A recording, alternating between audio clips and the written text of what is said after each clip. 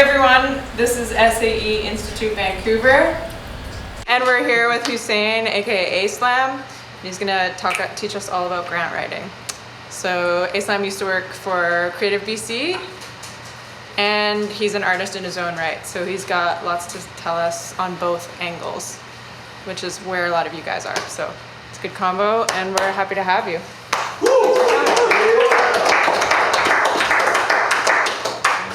Well, Lily makes it happen.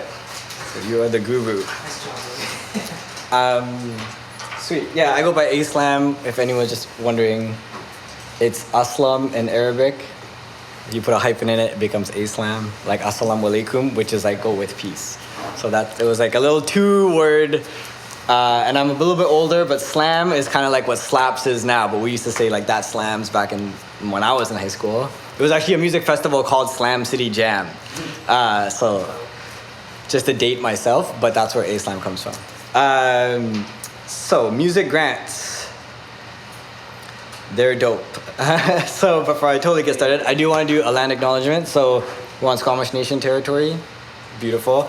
And most of us are on Tsleil-Waututh, Squamish, and Musqueam territory is where most of us work and play and do music. So just want to acknowledge the land. And that's an amazing Squamish Nation artist and a Musqueam artist that I got to work with, Lady Sincere and Christy Lee. And if you might recognize this man, that's Aaron Ross from the Boom Booms. So we all have a beautiful grant project that we did together. So in high school, I played bass and drums. Boom, boom, boom, 4-string bass and the drum kit. And in university, I got into DJing. So DJing wasn't really big when I was in high school. I was trying to get more into production, and then I had a bunch of friends that DJed. So I learned how to DJ, and then I graduated from political science, and I worked for the government in Ottawa.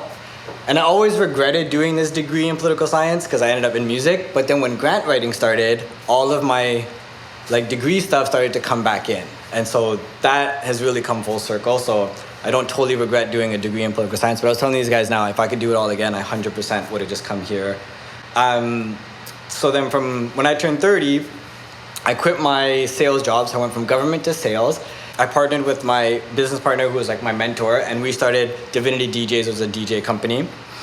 And then COVID happened, and I always wanted to produce my own songs, not just do like mashups and remixes in Ableton. So then during COVID, I took my first ever music production class, and I started producing original songs. And when you get into original songs that aren't remixes and mashups, now all of a sudden you can apply for grant funding, right? Because grant funding is for original songs. So from COVID till now, I released a bunch of great projects. For example, that one with Lady Sincere and Aaron Ross, that were grant funded. And really now the career that I have, which I kind of mix I don't know if I wrote it in there. Yeah, so it's supplementing my DJing with live performance. So now when I've been DJing more, I've actually been dropping my own songs or even performing my own songs at the end of my sets. So that's kind of where grant funding took me from being I shouldn't say just a DJ, but a DJ that's doing other people's music to now being a DJ and an artist together. So, ooh, look at the fancy graphics in Canva, whoa. So, about you. Oh, did we do okay, so we'll just have to do it this way. I was gonna do names, but we'll just do them in order. So you go, start. Nick, and give me just a little, I just gave you a quick bio about myself. Yeah.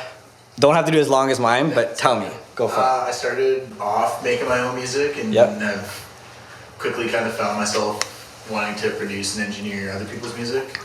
And would love to open a studio. That's the dream. You're gonna build a studio? I would love to, yeah.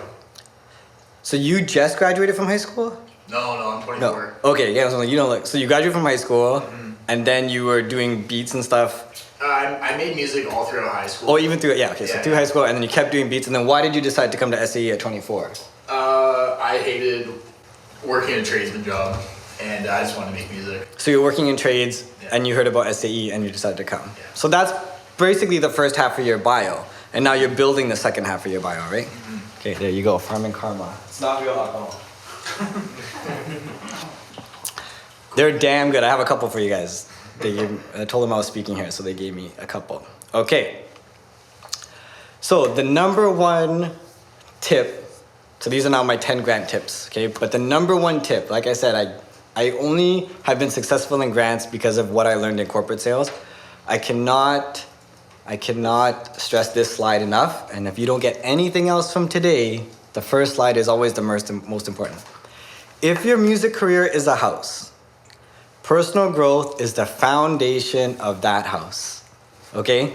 And I was the worst because you think about, oh, should I do this remix or this mashup, or should I perform at this, all these things. Those are all like the walls or the rooms of the grants, of your career. So grant funding, self-funding, a music video. It's like the walls and the paint and like, oh, this sign is for sale and the mark. But all of that whole house is gonna crumble if the foundation isn't solid. And that's how you have to think of your music career. And now, thankfully, you guys have things like Instagram and YouTube where you've heard other people say, hey, your music career is a business, or your music career is a business. But they don't ever tell you, but then what does that mean? Like, you have to think like a business owner or an entrepreneur, but where is that? What book is that? What class is that? So these are the 5 books that are the foundation of my entire music career. Body Keeps the Score, How to Win Friends and Influence People, Think and Grow Rich, Rich Dad, Poor Dad, you guys have probably heard of, right? I would say that's the most popular of these, and The Compound Effect. And I actually put these in this order on purpose. This is probably the most about you as a human. This is more about how you communicate. This is more about how you think about business. This is very specific to your finances. And then Compound Effect is like it's like the step-by-step of how to achieve goals through the compound effect. So that's why I put them in this order. So I know you're like, holy crap, this is 5 books. This is a lot. But I listen to all of these on Audible. So every time that I drove somewhere, like I was going to sales meetings, even when I was going to DJ, I would like prep my music at the gym. And then when I would drive, I would listen to books. So my rule was just whenever I drove somewhere or I got on the SkyTrain or anything, I listened to audiobooks instead of music. And now I kind of go back and forth. I'll do music for a month, I'll do podcasts for a month, I'll do a book, and I'll kind of like rotate it around. But these 5, like, I cannot stress this enough. So I get nothing else through to you guys. If you get through these 5 books, you will figure out the rest of your music career. The Compound Effect, like, literally changed my life and is how I achieved everything that I did after that. Because he built, like, a business and I just followed what he did in real estate with my music career. Darren Heights Gunberg. Now, obviously I hesitated to get on books. So what kind of planted the seed for me was this little thing called The Secret. It's a documentary on Netflix. Okay, perfect. So who's next? What's your name? I'm Kale. Say it again? Kale. Kale. Like kale? Yeah. Oh, that's so cool. Kale. Okay, it's not alcoholic though, so don't worry. Have you ever set a goal or an affirmation? Do you have one? Do you have a goal right now? I do have a Okay, goal. well, give me it. It's also to one day open my own studio and... Beautiful.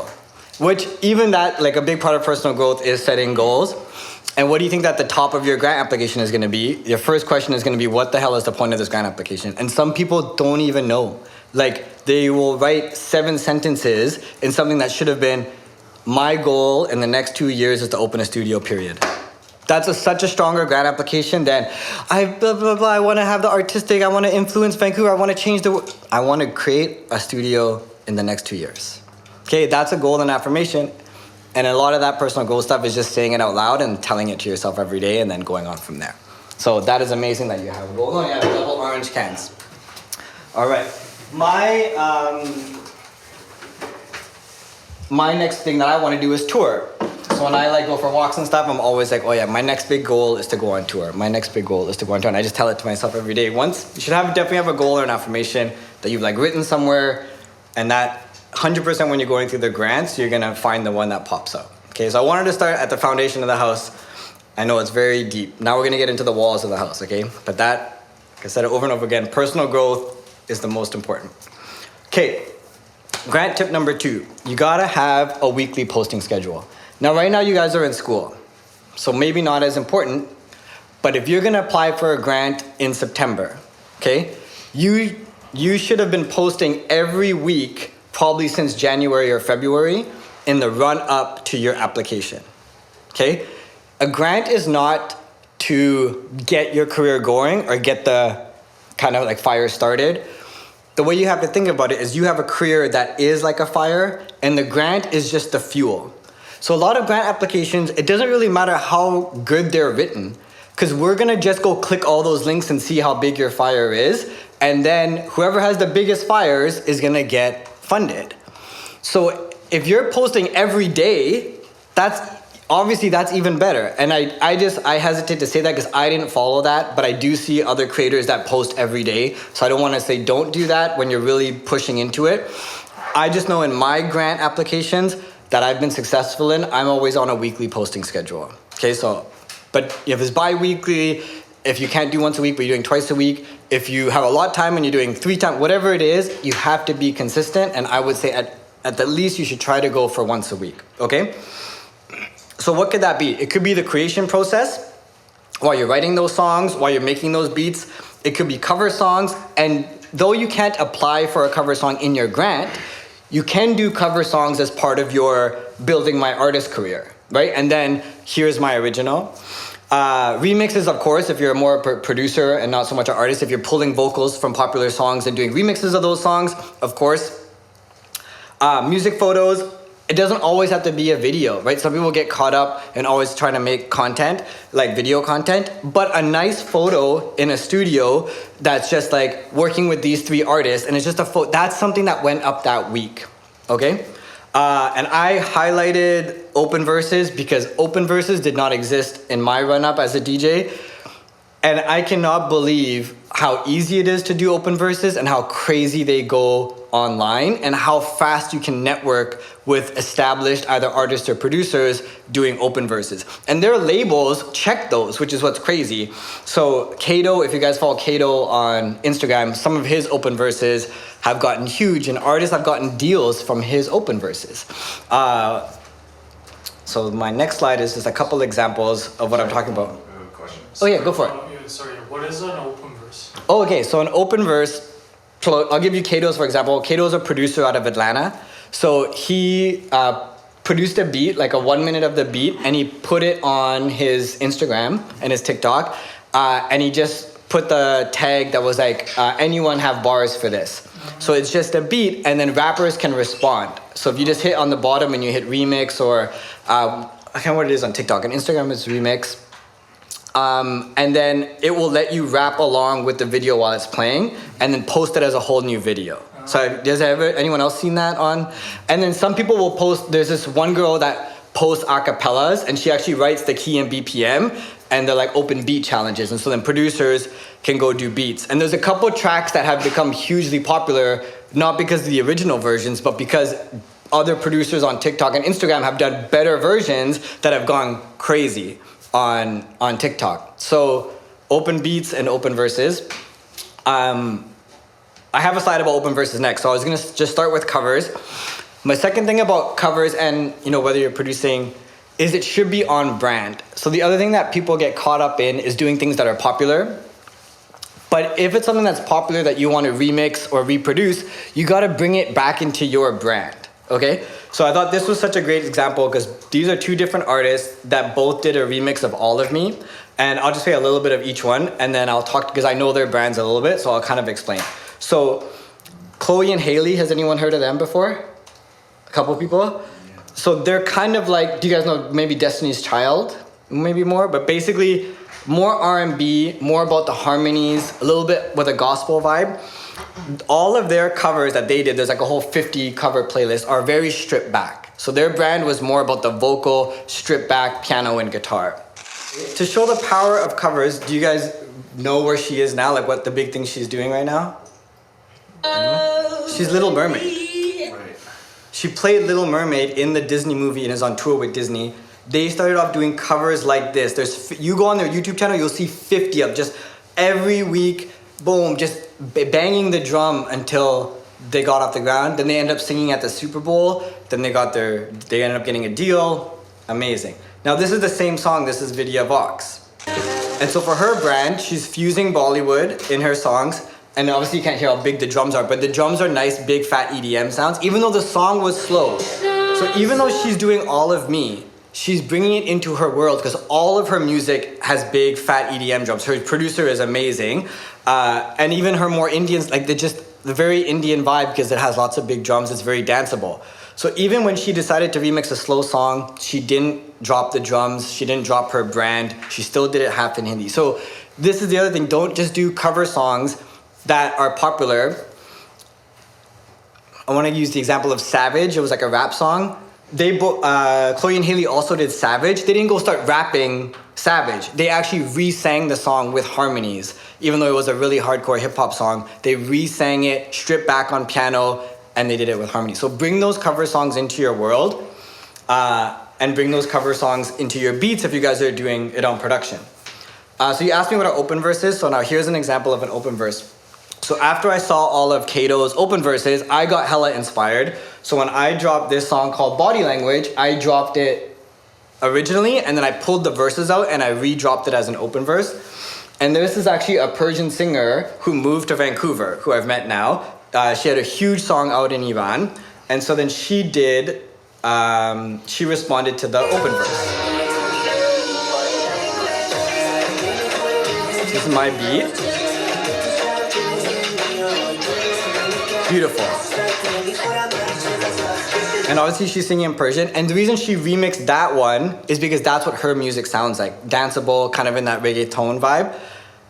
And then I was like, holy crap, this is fire. So I just recently DJ'd Bruhala. So I asked her, do you want to come and perform it with me? So she went from hearing it on Instagram, writing something, responding it, bam, and then I helped her with her grant application and she got it. And now that single that sounds like mine but isn't mine, that someone else produced, she got a full grant music video from it. Do you guys understand? And that's part of what the compound effect is little things add up to big results. This is why I'm so against leasing beats from YouTube. Not I'm against YouTube producers, but if you're an artist, work with a producer that you guys can write a joint application or you guys can do shows together or any of that stuff. Same with like you guys pulling vocals from Splice.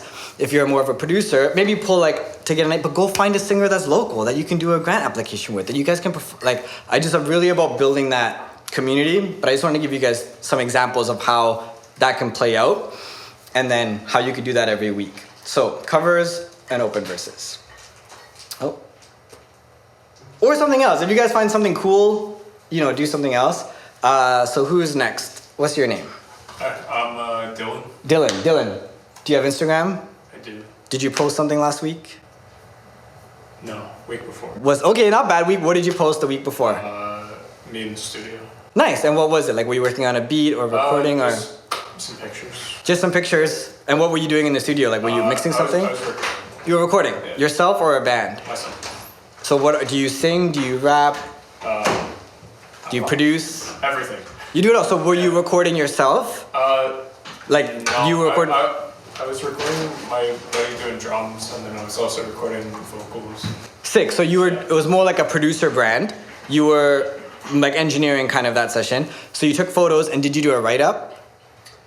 No. You just did the photo, right? Yeah. So the write-up is just as important, even if it's 2 or 3 sentences.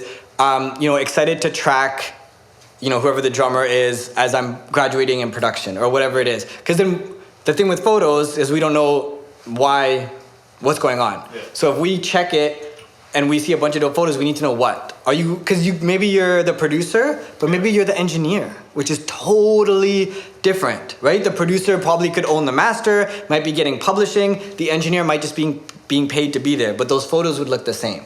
So make sure you take just a couple more seconds and do a nice write-up too. Is that cool?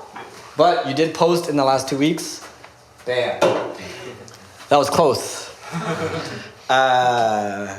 Okay. You would have said if I didn't. I would have been sad because then I'm like... I have a quick question. Yes, go for Do it. story posts count? Or do you mean like post? Like, You can story whatever you want, but they should be on brand. But I can't go... if you apply for a grant today, and I go check your Instagram for the last 6 months, I have no idea what you did on your stories. So I only really, on my stories, I will reshare someone else's post that I think is fire. And then I usually am storying after I post it, then I'll put it on my story. But don't prioritize, don't even waste almost don't even waste your time. Like if you can take 6 or 7 photos, wait till you post them and then reshare them so that people can get how would I explain this? Apple wouldn't advertise the phone that you could not buy or at least pre-order, right? Hey, iPhone 14. Oh, but it's out next year. What? Why would you even do that? So that's an extreme example, but I'm just trying to say at least if it's a photo, I can at least go to the post and then I can see the write-up. At least like the funnel is funneling to something, not just, right, blank. So yeah, really try to make sure that you're being like, yeah, like just be conscious about where is it, what's the point of this story? Would it be better just for me to take photos and worry about posting them later and just stay in my moment at my studio?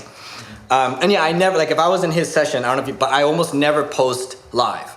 Like I would do, I know you get so excited, but like I have an hour with this artist. I'm gonna take a couple photos, maybe I have a video going, but I'm almost always posting on Sunday. So whatever I'm taking from that week, content-wise, unless it's like a show that I'm doing tonight, then I'm storing because the show is tonight. But most times, whatever I'm amalgamating, I just have a day of the week that I worry about it. And so for me, it's Sunday. For you, it might be Wednesday. Whatever it is, that's your one day for posting. Don't let it take over your whole week.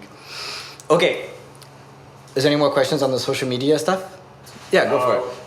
For your like one day, would you be editing like throughout the week to post on that day, or would you like? So my own thing, I would only like take the content and then sometimes I didn't even have time to take it. Then I would go do it all on Sunday. So sometimes it would take me 10 minutes because I have a couple nice photos already, and then I'll edit them and post them on Sunday. But sometimes I haven't shot anything, and then I'm like, okay, I need to do something today. I'll like just set up my camera in my studio. I'll open up a beat that I'm working on, or I'll take something I already posted before and I'll take the verses out. Maybe I'll do the instrumental. I'll just come up with the whole post on Sunday if I didn't do anything that week. Cool? Yeah, go for it. Do you like to separate, like have like a personal account than your business or music brand account, or do you just combine it? Okay, so these guys are gonna open a studio. So for them, they would probably want personal ones and their studio ones. Yeah. I have Hussein Aslam as an artist, and then my separate account is Divinity DJs because I run a DJ company. But if you don't have a separate business that has separate employees and that has a separate brand from you, because I'm assuming both, wait, are you guys working together though on a studio? Or you both have a separate goal? Separate, but for example, if he were to run a studio, it could have another employee that work, do you know what I mean? It's very clear. And for like Divinity DJs, we have like 10 DJs that work there. So it can't be me as the brand. So you only need 2 if that's a very separate business that's gonna not involve you long term. But most artist entrepreneurs are only gonna have 1 page. Like 9 times out of 10, you're just gonna be the one. Cool? Thank you.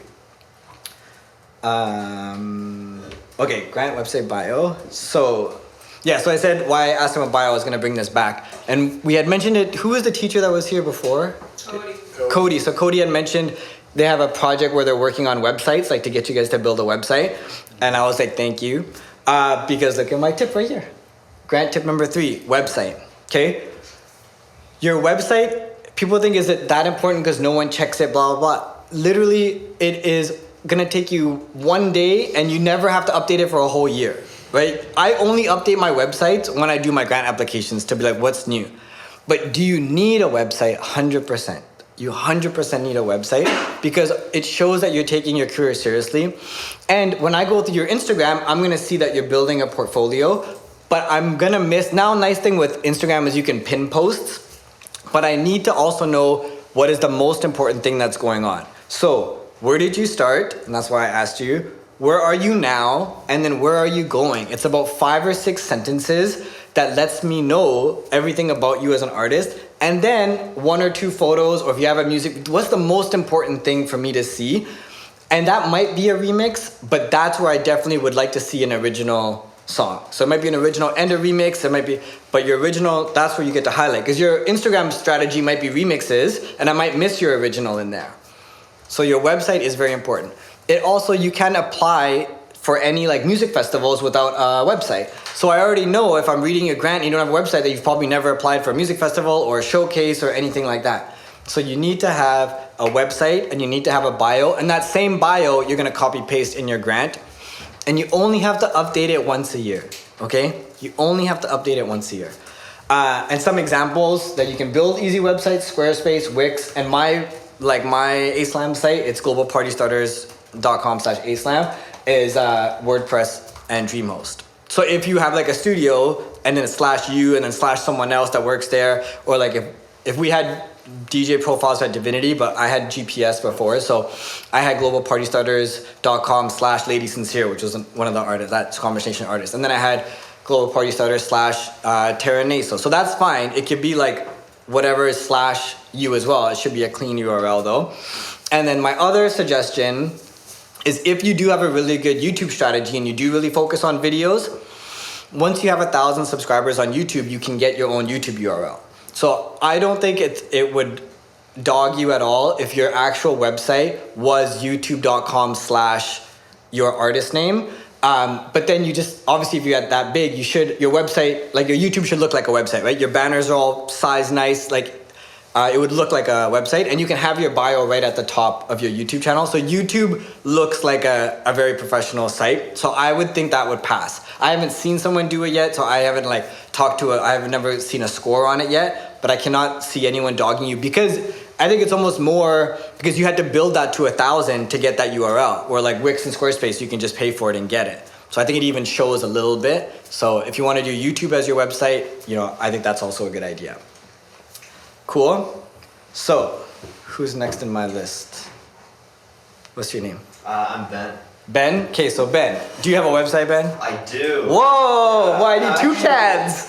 I didn't even write it there because I wouldn't expect you guys to do I that. actually got a brand new client from an Instagram post that had a link to my website. Funnel, right? We talked about funnel. That I have like this form that you can fill out for like a contact form, and then went straight to my phone. I was like, cool. And what's your website? It's Endeavor Sounds. And so it was a client for production? Yes. For music production. For music production. It is like the brand. I do it with one of my good friends. Amazing. And it's like more of like a small management / we can do production and stuff if needed, but mainly management. What was the post?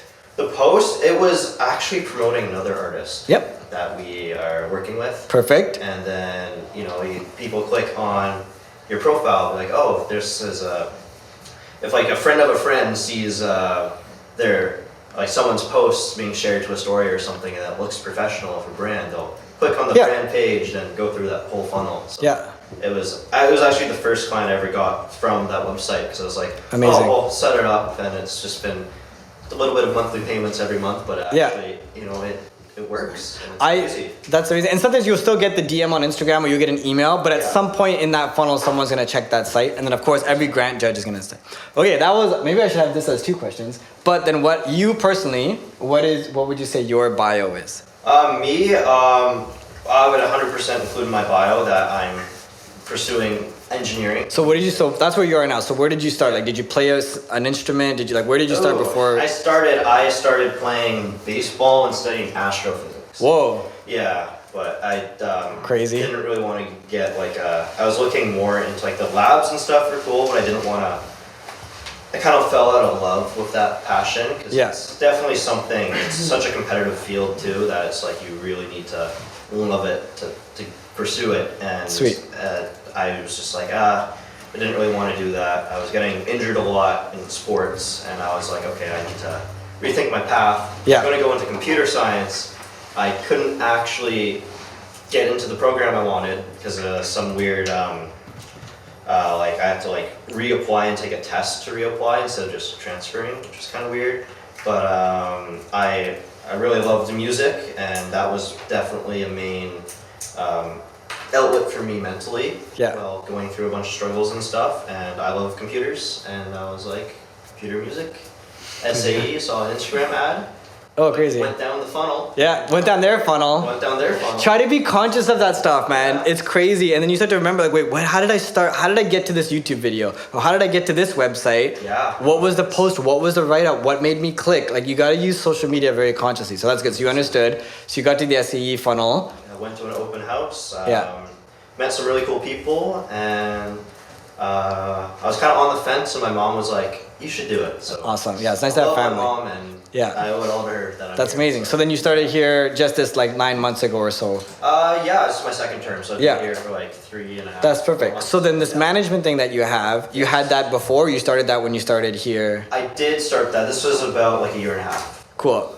And it was a lot of just started off as mainly an idea that I had with my friend, and then it kind of just gradually got more and more serious. And Great. then one day we're just like, okay, let's, I talk to my friends, like, you do Instagram stuff, I'll do website stuff. And then people just started messaging us, and it was like, oh, it was kind of just an idea. Great. And then it just happened. Yeah. It was like, I didn't expect it that. No, that's how it goes. You kind of, it's like water and it flows. Yeah. So in your, like if I was like writing your grant or whatever, so that whole top part, I would just start like, I was studying astrophysics and I had a love for computers in university. That's my first sentence. Then I decided to combine my love with music with my love for computers, and I went to SAE. Perfect. So that's where I am right now. And then wherever you're planning, like I'm either planning to be a producer or I'm planning to be a manager / producer, and then that would be your next. And then you sum that up in about 5 sentences, and that's the bio that goes on your website and on your grant. So that is really good. Bam. Oh, let me go back. There you go. Thank you. Boom. Oh, they're cold too. Yeah, I'm gonna also have one of these. That's awesome. Thank you. All right. Does anyone else have a question on that, on the bio website stuff? Okay, cool. So grant tip number 4. Oh, the number 1 reason you won't get your grant. That's what I should call number 4. Ooh, this is a... You know, like, there's all these people who like are gurus, but they just give bad advice. Okay. So there's this like poisonous guru talk of like people who think they know grants or get grants, who will say always ask for the max. Always ask for the max. Has anyone heard this before in grant world? So who do you think I used to do? Always ask for the max, because that's what everyone says. Never ever ask for the max until you've gotten at least 2 to 3 grants that are less than the max before. Okay? So I turn this, and I'm trying to break the stigma, and I'm saying have a reasonable ask. Have a reasonable ask. Okay? So now we talked about the foundation of your house, personal growth. We talked about your bio and your website. That's like a room, right? Now your project that you're working on is like your next room that you're trying to build, right? That room that you're building, it's not gonna be the greatest, biggest, craziest home theater arc. It's gonna be like let me start with a bedroom or a living room with a couch before I go try to build a home theater in my house. Same idea. Have a reasonable ask. So most artist development grants, they're only $2,000. You can't even ask for less or more anyway, right? It's $2,000, that's it. Straight line to the budget, which means when I read your grant, it should look like the budget. And there's this underlying, they almost don't even say it, but when you're reading the grant, like even just subconsciously, those judges are thinking, does this person actually have the capacity to perform the grant that they wrote? So if you've never shot a music video and you're asking for a $10,000 music video because the grant maxes out at $10,000, even if you write the greatest grant ever, perfect photos, beautiful writing, everything, no one's gonna give it to you because no one believes that you can do a $10,000 grant if you've never done a $2,000 grant or or even just a project. Like maybe you didn't get it grant funded, but if you've got like, hey, my first music video was $2,000, my second video was $5,000, I self-funded it, now I'm asking for $6,000 or $7,000, there's a capacity to perform there, okay? Ask for where you are in your career and just be honest. And my advice would be, even if you can ask for more than $2,000, if it's a $10,000 grant, but it's your first time applying or getting a grant, only ask for $2,000 unless you have clearly shown that you've done projects that have bigger budgets than that. Then ask for a little bit more than the biggest project you've done, okay? Have a reasonable ask. Oh God, I wanna say it like 10 times because I will get, you guys can call me, right? August, September, October, I do these grant coaching calls. So I'll see your grant, we'll talk, you ask for $10,000, you'll call me, I'll look at your grant, but hey, I love this and this, please, before you submit your application, you gotta turn this into a $6,000 budget. I have this conversation all summer, and what do you think these people do half the time? They go back to $10,000, and then they don't get the grant, and they're like, no one gets grants. And I'm like, I told you to reduce the grant because you're not a $10,000 artist. I now getting grants for 4 years. This is the first year that I've gotten the max grant, and even I thought I could ask for the max last year, and I got denied. And I felt so. I'm like, I should have followed my own advice. I should have asked for 9 or 8, but I thought I was worth 10, and I still wasn't. Okay, never ask for the 10 until you have like at least 8, 9. You know, have a couple in the belt. Okay. Capacity to perform. And then I think I said let's plan it with someone. Yeah. So who's next? What's your name? My name is Noah. Say it again. Noah. Noah. Dope. Okay, so have you never applied for a grant before? I don't think so, no. Okay, so most likely your first grant is going to be $2,000. So what would you apply for in a $2,000 grant? It's probably for new kilometers. Most times equipment doesn't count because that's not a project. I'm more of I'm a producer and engineer, so Great. like I'm not looking to rent a studio space for. No, of course not. So as a producer, are you going to drop your own songs? Not as a main focus. No, so your goal would be more have an artist. Working with artists. So you would have to work with an artist to apply for a grant. Yeah. So same idea. So then what would you apply for in there?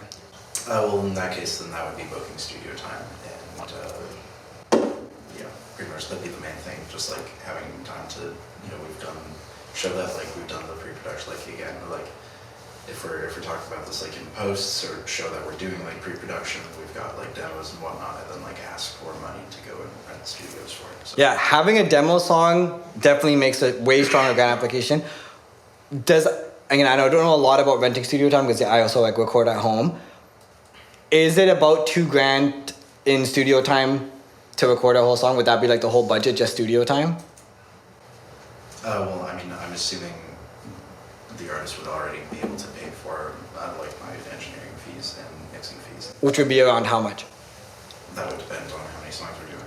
Okay, so if it was a one song, the budget would be the studio time to record somewhere, plus you producing and engineering. Mm-hmm. And editing and mixing. And editing. Yeah. So don't you think that the artist could apply to pay you?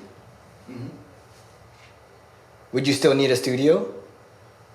Depending on what we're Depending doing. on what you're recording. So like you could like split the 2,000. Let's just say just let it evenly down half for me, half for like. Now we're getting somewhere, okay? So I'm trying to help you plan a budget. Yeah, so a realistic budget, I think, again, I'm not a judge, so I don't, because the judges actually would know, they work in these spaces, like you guys would know better, but I think if they saw this artist to work with, what's your like producer name? Just my name, Noah. Just no. Okay, so I'm the artist, so I'm Hussein. I rap. I'm gonna apply with Noah, joint application, which a lot of artist development grants are joint between the producer has to sign off on the same grant that the artist does. The budget would be $1,000 broken into 500, mixing, mastering, editing, whatever, and then $1,000 in or whatever. Again, I'm trying to help you like plan a budget because I don't think you guys starting to understand who do you think drives a lot of these grants, the artists or the producers? Artists. No. The producers have to be involved. You can't sign off on a grant that's a joint application. So it has to, I shouldn't say driven, I should say 50-50. Yeah. Sorry, I shouldn't have said led by the producer. It has to be a 50-50. So if the artist wants to get the artist development grant, they need to work with a producer to go. So sorry, I feel bad because I said no, yes, producers, but 50-50 artists. They have to work together to get these done. If I have this song, say I paid for the whole song, now I have to apply for a music video. Guess who it's going to be 50-50 with now? The director. Cool? So this is why it can't just be like, the artist is going to pay me when they get it. You're going to have to read over that grant. You're going to have to make sure your bio is in that grant, your photos are in that grant, because they're looking at, I said it a couple, I'm trying to, right? So if you ask for $5,000 and they go, okay, this artist, but is this producer worth $5,000? Does this producer have a website? Does this producer have a social media presence? Is this producer capable of creating the sound for this artist? Capacity to perform. I hope you guys are like getting this because this is like a big sticking point for me. Capacity to perform. Go for it. What if you're just trying to apply for a grant, like for yourself? You're the producer, you're the artist, right? You engineer your own stuff. Would it only depend on your capacity to perform? So if you were gonna, well, you wouldn't. apply for like to pay yourself. Yeah. Some grants have a little like a $500 that you can do as a self-payment, but not every one. So make sure you check. You would more likely apply for a video or a marketing plan. So then you're still going to be working with someone, Okay. right? Like an industry professional, right? What do you have? Are you thinking of something that you want to ask me about? Like, do you have an idea for a grant you want to apply for? No. Okay. So, but because you're an artist and producer, you might need a drummer or a session artist that's going to charge. So you might be, I need to pay like this and this is done. I did the beat. I'm going to mix it. Blah blah. I just need to pay this girl to sing this chorus. Here's her charge. Then I need a photo shoot, and I need a marketing plan. This is my photographer. They're gonna go check that photographer. Has that photographer worked with artists before? Do they match your brand? Do they have the capacity to do the photos that you want? And then they're gonna look at your marketing plan. Is your funnel realistic? Does it make sense? Right? So you might be running your own marketing funnel, or you might be working with a manager or a company, and then they're gonna be like, oh yes, dope, this company has done 30 different marketing funnels. Great photographer, great marketing company, love the demo. Okay, that's a solid $2,000-$3,000 grant. Cool, they're gonna look at it all, the capacity to perform on that. And they're probably tracking drums right now. You plan a $2,000 grant. Cool. Oh, did I give you one? No. I was like, damn. Yes. But you did, you just made me fight for it, but you got there in the end. Editing, producing, studio time, all of that together, beautiful. That would be a great budget. Okay, granted number 5. This one, you guys being at SAE, you've probably heard of this one. Registering with SOCAN, have you guys all talked about that? Cool. So sometimes registering with SOCAN will be optional, but so will website, it'll say optional. SOCAN number, optional. But what did we just talk about? Capacity to perform. So are you really taking your artist career seriously if you don't have a SOCAN number? That means you've never released an original song, because the second that song should have been done, it should have, before it went on Spotify, before it went anywhere, you and all your co-writers, producers, hey, what are the splits? Let's sign something or do it in an email. We have it written. Who's gonna do it on SOCAN? Done. Before anything else happens. So how are you guys applying for a grant? You don't have a SOCAN number. Just fill it out. So it's a PRO, they collect your songwriting royalties. It shows that you're building a real career. Now on a grant side, they have travel assistant under SOCAN Foundation. They have a travel assistance grant. They even have an LA house. If you guys go to any conferences and stuff in LA, you can apply to stay in the LA house. So if you're working with an LA artist or you're doing meetings in LA. They have professional development assistants, and they working with commission assistants, which is more in classical music. So I don't have familiarity with that one, but I have applied for travel assistance and for the LA house. Sad story, I actually got the LA house, but then I already had booked my flights back and my hotel, and it was too late. So I should have waited. But it is totally possible. It's an easy application. Definitely if you guys are traveling. Okay, so who's next? What's your name again? Jesse. Jesse, do you have a SOCAN number? No. Have you released any original songs? Nope. No, so then you don't need a SOCAN number yet. So you win anyway, but if you had original songs without a SOCAN number, that would be sad. So let's just do an example. What are you're studying also to be a producer? Or engineer? I'm still deciding. Okay. This is my 5th week. No worries. Are you also an artist? Like, do you sing or play or? I guess, yeah. Okay, so this will be good prep for you. Yeah. We're gonna just do an example SOCAN registration, and some of the grants. I think artist development. The last page of the grant was a little Excel box that would have asked you the same stuff, because they wanted to know what the registration was going to be if they were going to give you the money. Who are all the people that are benefiting from this? So if you were the producer and you were to work with an artist, right? How do you think that would work on SOCAN? To be honest, I have no idea. Has anyone registered a song with SOCAN? I see a nod. What's your name? I'm Calvin. Kelvin, give me the one if you have one registered. What was the? What do you want to know? What was the last song that you registered on SOCAN? I registered some unreleased material that we were going to release later. Smart. We already had stuff up there, but I wanted to copyright it. So when you say us, is that a band? Is it you and a? My old band, yeah. Your old band? And what was the splits on it? We were pretty much 25s for everything, but we took an extra 3% off the top for the producer. Nice. And does someone have 26? I took most of whatever was left over of being a songwriter. Yeah, I'm gonna go a little bit more advanced with you because you're a little more. Well, let me start first here. So what he's trying to say is, if they all worked on a song and the 4 of them are in a band, but they all kind of worked and wrote, they just split 25, 25, 25, 25. Okay. Right? Yeah. The example I was trying to give you, even simpler, if you made all the music and the writer wrote all the lyrics and they sang it, you produced it, normally that would just be a 50-50 split song.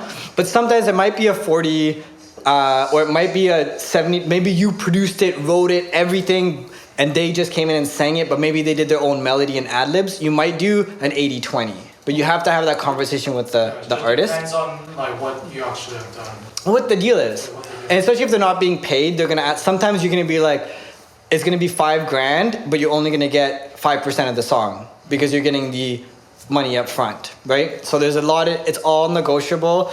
Or you'd be like, you know what, I don't want the money, I just want half the song because I think it's gonna do really well. Like, it's all a negotiation, okay? But the very easy example is 2 people on a song, 50-50. Okay, so I'm gonna go a little bit more advanced. Why I mentioned the 26, just because I've come into this issue working with a publisher. So I was gonna give you something like a little tidbit. So say we had a band, 25, 25, 25, split. The problem now is that one person cannot sign for the whole song on a 25 split song. So every time we do something with my sync agent or my publisher, I need 4 signatures every time. So I learned this on a 3 split song I was working with, I think it was with Adam H. We did, instead of doing 33.3 or whatever, we just did 34, so Adam could take a 1 signature on it and he could pitch the song to E1. So just giving someone a 26, do you know what I mean? Giving one person that just has 1% more so that every song only needs 1 signature. Okay, a little separate from grants, but if we see that on a grant, we'll know what you're doing. They'll be like, oh yeah, they made sure 1 person had a signing authority on it. Okay, so I highly suggest you guys, like if you can do that. So instead of doing 50-50 now, I'm going a little bit deeper. Why not do 51-49? Right, just give, if the producer is gonna release it, then give them 51. If the artist is gonna release it and you're the producer and you're more hands off, give them 51. Like, let them run with that. Do not hinder them in that stuff. Unless you really are like, no, I don't want my song in a placement. I want to know every time. Then you guys have that conversation. But 51-49, a little bit more advanced, but you guys are obviously in music school. So I give you guys that as a little tip. Cool. So after SOCAN, because we're in BC, have you guys talked about Music BC in any classes? Yeah, you guys have? Sweet. So Music BC, again, if you guys, what grants are coming out? No better resource. Sorry. There's no better resource than the Music BC email newsletter. It has every grant. It has the Creative BC grants. They have the Music BC grants, the SOCAN grants. Everything is in the Music BC newsletter. So of course, that's all you got to check for grant. Grant, what's coming up and what are the deadlines? They're all there. So I just skimmed that newsletter real quick. I'm like, do I qualify for any of these? Go and boom. They have industry networking events that you can go to meet people. They have Jumpstart coaching calls, which they have a grant coach there all year. We at Creative BC only work for the 2 months during careers, but they have grant coaches and they also have other coaches for other parts of the music industry that work all year. So I'm trying to get my first sync placement. This is why I talk about this 51-49 thing. So I just did a coaching call with the sync agent that's at Music BC. She's in Toronto and she was dope. And they also do travel grants directly at Music BC. This is a free Music BC plug. So you guys have all heard of who's next. Oh, we talked, what was your name again? I'm Calvin. Calvin. And you've heard of Music BC, so? I have not actually. Oh, wait, what? I'm not from BC. Oh, crazy. I've been here for like a month, so no, I don't know. How good was this slide for you? It's pretty good. Bro. Yeah, that was a pretty good slide. Yeah, not bad. And so you just moved here from where? Ontario/Fernie, but mostly Ontario. And then so you came here just for SAE? Or did you move here? I moved here to pursue my music career with professionals. Amazing. Yeah. That's a big move. Like, that's a big risk to move to follow a dream. So that's amazing. I'm gonna go back to one. Did I write? I wrote travel grants on here, right? Yeah, so if you were gonna go back for something music related, you could actually like probably put in an application. And like if it's something like I'm gonna play a show with my band or if I'm gonna do something, they actually have travel grants directly at Music BC. So you can apply for the Music BC grants even if you apply for like factor grants too. Like yeah. It doesn't matter who you pick from. Of course. And that newsletter will also have all the factor grants. I'm getting there. You're beating me there. Oh, sorry.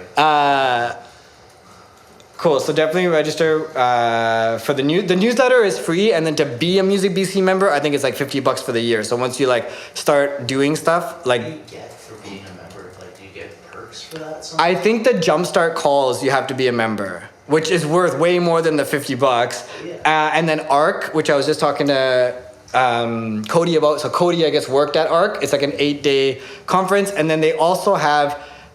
So you can apply for a music festival, but they often will also have a Music BC set, which is like 5 artists that Music BC caters. So you can apply for the festival, and you can apply again for that same festival through Music BC. So you have like 2 cracks at the same festival. That's the big conference that's in Saskatoon this year for Western Canada, like the big mixer almost. Is it the Western Music Awards, the WMAs? Yes. Is that what you're talking about? No, there's like lots of festivals that happen all year, like that you can apply for straight, and then they'll also have they'll have 4 music like guest artists from Music BC. There's one in Victoria called, I can't remember now. There's a huge music festival in Victoria that you can apply for, and then I know they also block off 1 hour of the music festival just for Music BC applications. I just can't remember what they're called. Sure, that's not the Shakedown, is it? No. Rock the Shore. Crap, I can't remember. Rifflandia. Yeah. Look, we are coming. Yeah, so Rifflandia is a great example. Rifflandia has a Music BC showcase, and they also have, like, you can apply to Rifflandia directly. So there's a great example of how you can pop too. Okay, here, you want to pass this back, please? Okay, I'll throw it back. Thank you. I'm from Victoria and I didn't get that. That's crazy. Well, yeah, Rifflandia, isn't that one of the biggest festivals out there? It's crazy. Yeah. I always see that. I gotta apply for it now that I think I might be there. But again, just like a grant application, remember like ask for 2 grand, I knew in my first year of releasing music, I'm not ready for Rifflandia. Like, why am I gonna put in an application for, this is pointless. You gotta also be acknowledged where you are.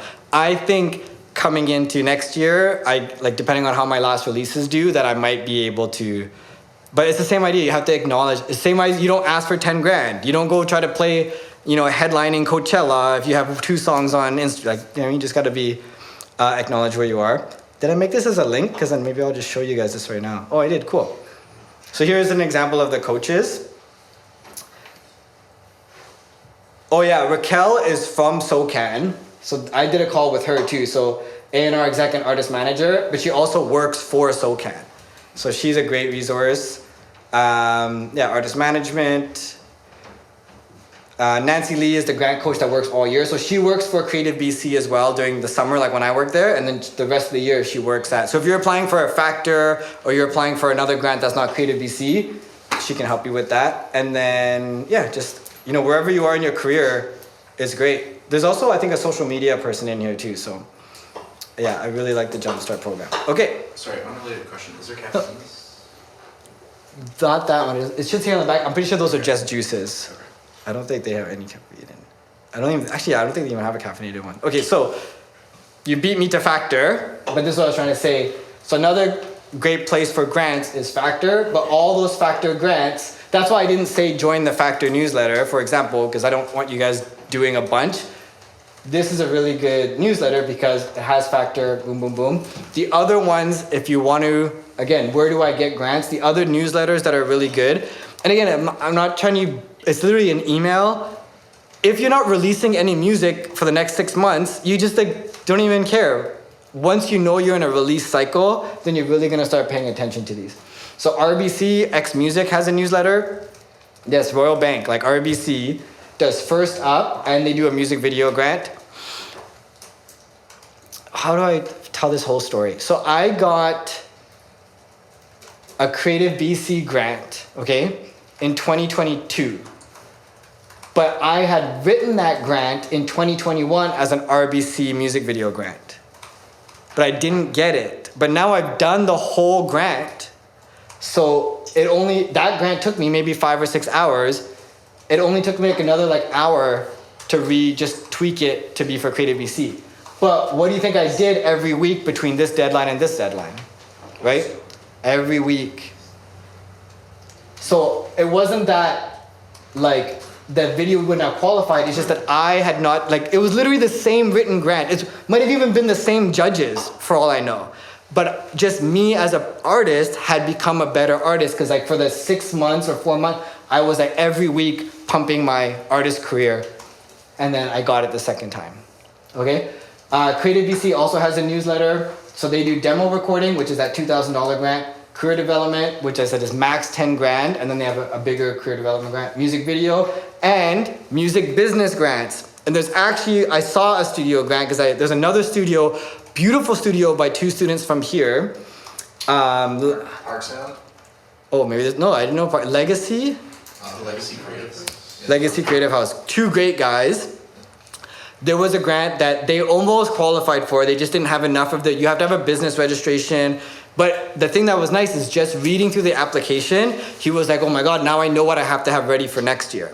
So there are definitely studios definitely fall under music business. And as a DJ company, like Divinity DJs, we did a music business grant as well. So where do I find out about grants? These are the newsletters. And I also follow all these guys on Instagram.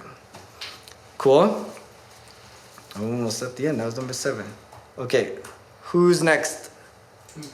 Burke, are you on any newsletter for grants? I'm not. You're not? Do you have Instagram? I do. Okay, cool. Do you want to follow Creative BC on Instagram? Yeah. Okay, that's for following them on. You follow me too if you want, but. That is a Creative BC juice can. What are you, artist or you a producer? What's your like story? Artist? Yeah. So do you have you released a project before? Or are you releasing a project? Just in the works, I guess. And what kind of music do you do? Still trying to figure that out. That's actually a really good answer. I wish I would have spent a little bit more time trying to find my sound before releasing stuff. Because remember I said being on brand? So you really figure that brand out and then go ham. So dude, take some time. Yeah, that's a really good answer. So I will take that. Grant tip number 8. And I just mentioned it because they missed that grant. Business registration. Now you might think, oh, but I'm an artist. But you're an artist entrepreneur. Okay? And it's gonna say, do you have a SOCAN number? Optional, right? Do you have a website? Optional. Do you have a business registration? Optional. But what do you think's happening now? If I see this is empty and this is, you have none of these, are you taking your career that seriously? Are you ready to go, right? So having a business registration, it shows, yes, like I am ready to go. I can cash a check under my artist name. I have a bank account under my art. I am ready to go. So register your business name, and I wrote starting, oh yeah, sorry, I got ahead of myself. So if you go to Small Business BC, this didn't even exist when I had to register my stuff. They have a small, starting a business checklist. It's gorgeous, and then you just go through that and it even has like registering or clearing my name, registering, blah, blah. It's amazing.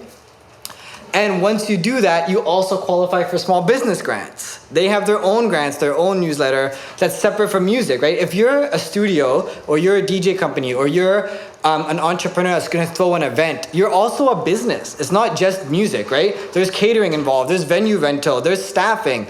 You can apply for the same business grants that everyone else can apply for because music is still a business.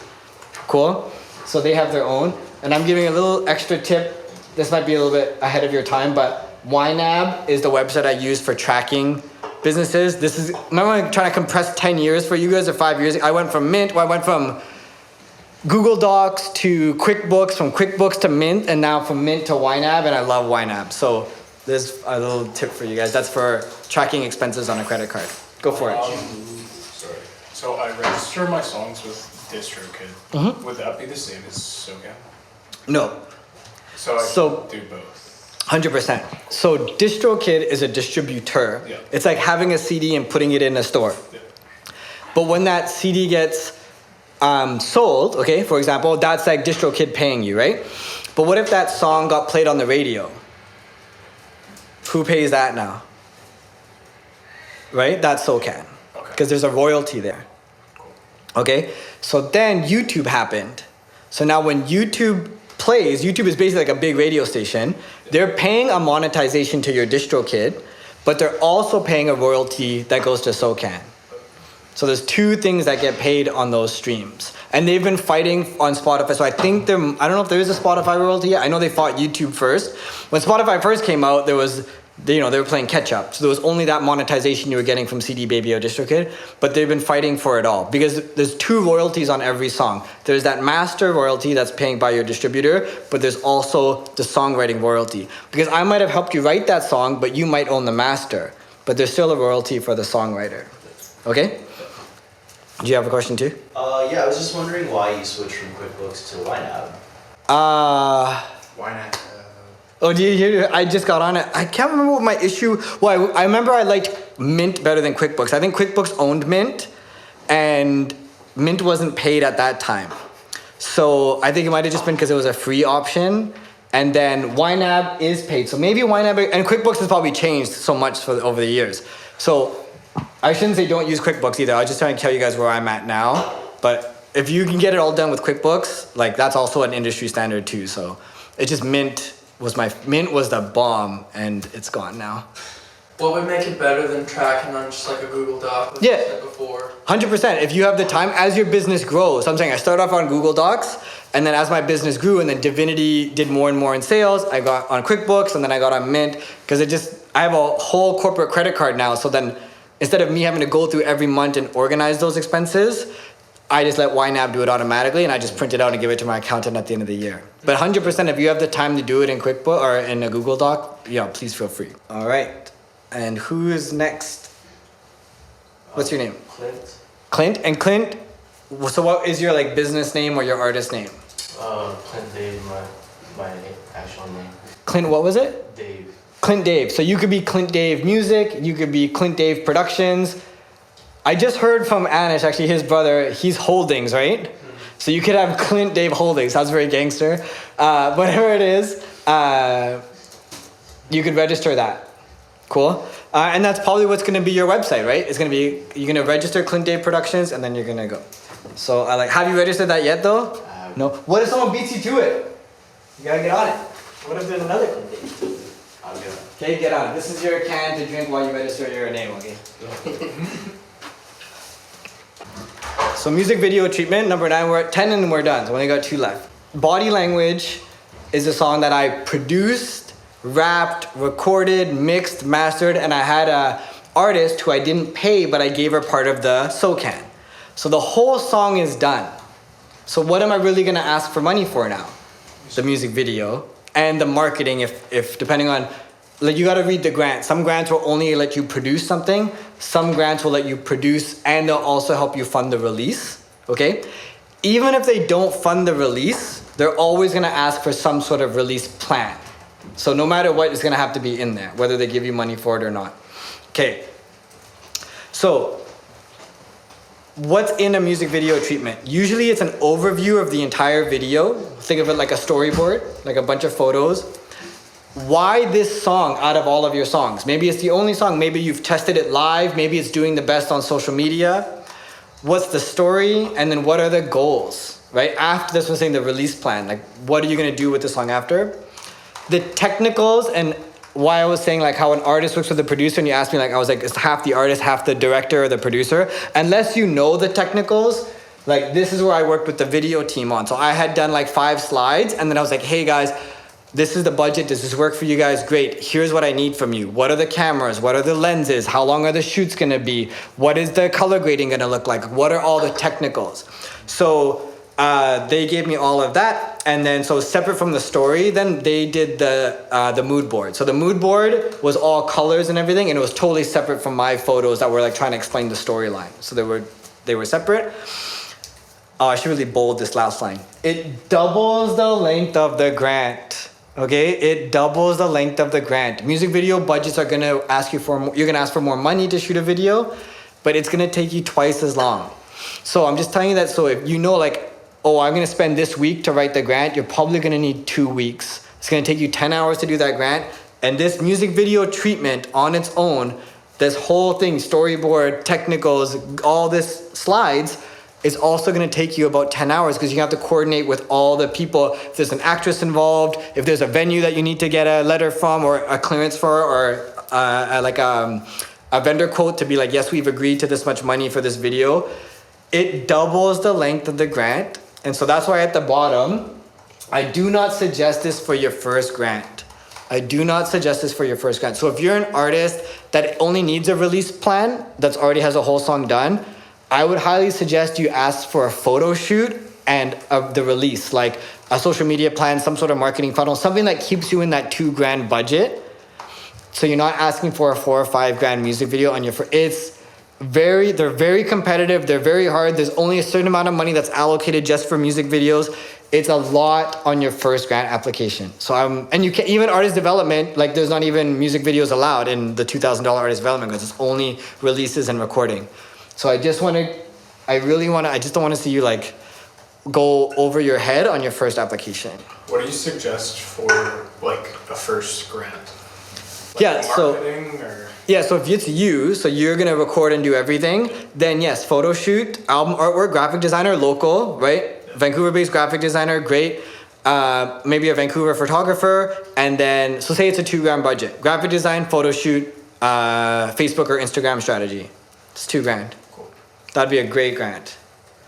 And the reason I said local photographer, give me 1 second and I'll come to you, is because the point of the Creative BC grant specifically is they're trying to help stimulate the grant economy, right? They're trying to get you to pay other people that are also artists.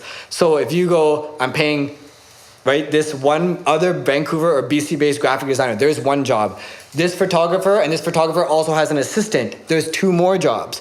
And then maybe I'm working with, you might do the Instagram strategy on your own, or you're working with someone like a manager or a social media strategist, an influencer even, that's 4 jobs in your $2,000 grant. Like how strong of an application is that? Cool?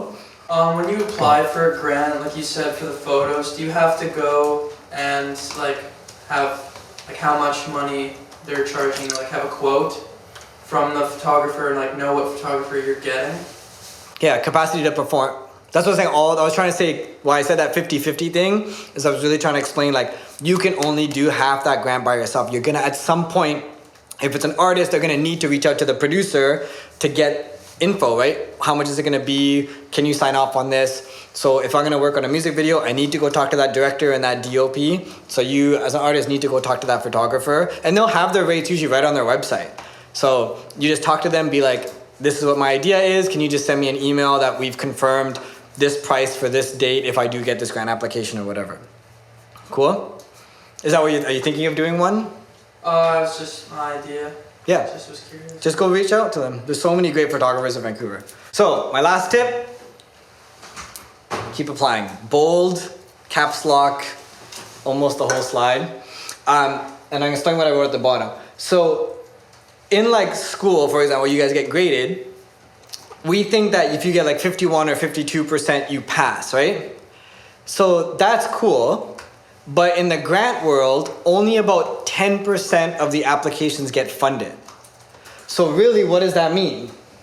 You have to score usually 90 and above, sometimes 89, sometimes 88. So you have to get an A. And so that's what I think people don't understand. It's like, you might have had a great grant application and they're like, oh, they think that they failed, like they got less than, no, like 89% is still a fail, right? It's okay. It has to be that good because only 10% get funded, okay?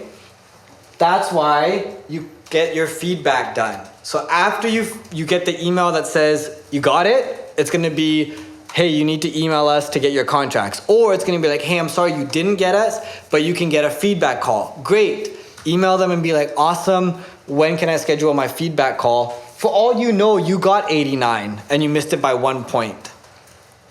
Is that fair? You have to apply again.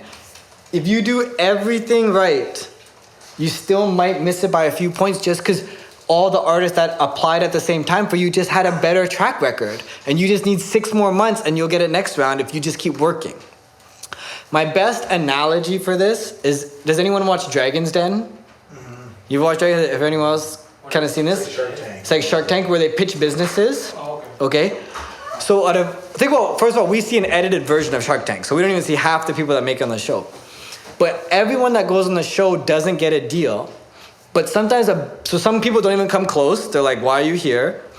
And then some people come and they go, what are your sales numbers? What are your figures? And they'll be like, we've done 100,000 in sales and we are in 2 distributors. And they'll be like, you guys are so close, but there's no room for us to invest. Come back with more sales, right? Come back with better packaging and a marketing plan. Come back when you've shown a little bit more. Like, you guys are so close to getting a deal with us, but you're not quite there. And that happens a lot. And some of those companies come back the next year and they go, boom. Ring is the crazy example, because Ring didn't get their Shark Tank deal and then they never came back because they exploded after. But that's just all I'm trying to say, is that it's only the creme de la creme that get it, but they want you to apply again. It's not a no forever. It's just a no right now because of however many people applied, what they're looking to fund, all that stuff, right? Like even like Normal Distribution, they're funding the top half of that, the top 10% of that. So get your feedback call and apply again. Do you think I got my first grant application? No. Not even close. Until I quit even applying for grants in my 20s, because it was all factor and I could never got JSR. JSR is like Chaos, Kanon, Justin Bieber, and then artist development, and there was nothing in between. Creative BC is the one that came in the middle, and that's when I started getting grants. They had this like $2,000 to $10,000 grant, and then I started getting grants again, okay? I didn't get grants for like years, okay? But I just kept banging the drum. And honestly, now that I think about JSR, was I really ready for JSR? Probably not.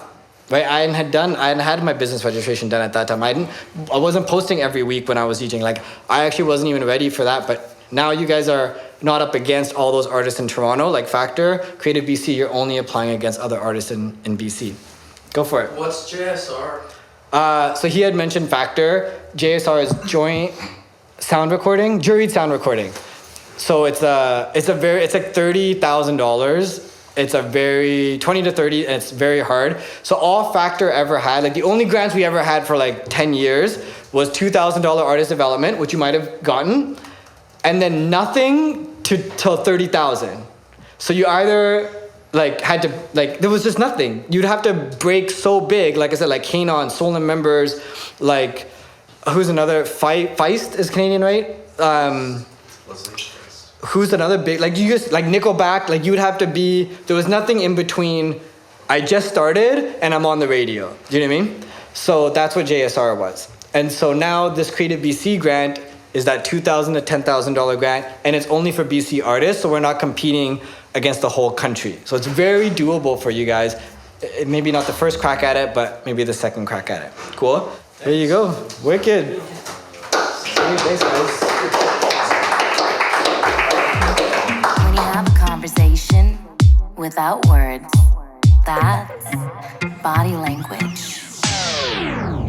SAE slam, come on. Feel like I bust it down, 1-2 step. Yeah. Turn it around and take it to the left.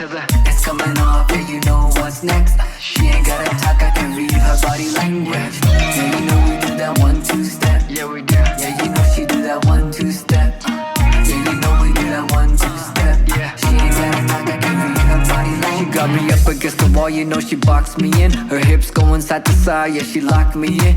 Right when she walked in, she didn't come to win. She came to sin like Maze Brown skin glistening. Get busy comes on, Jean Paul, that's the song. Looks at me while she's pulling up the straps of her thongs. Hands on her knees, we about to go deep. Yeah, tonight she ain't getting no sleep all week.